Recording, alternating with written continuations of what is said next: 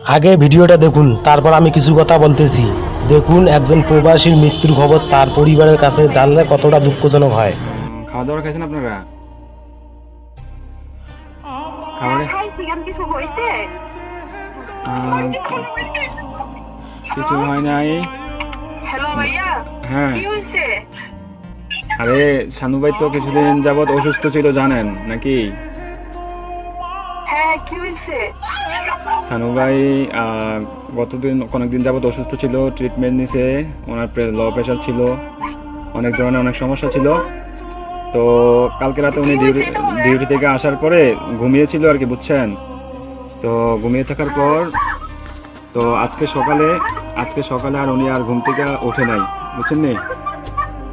উনি আল্লাহর ডাকে সাড়া দিয়ে ওই পারে চলে গেছে, বুঝছেন নি? উনি আর বেঁচে নাই,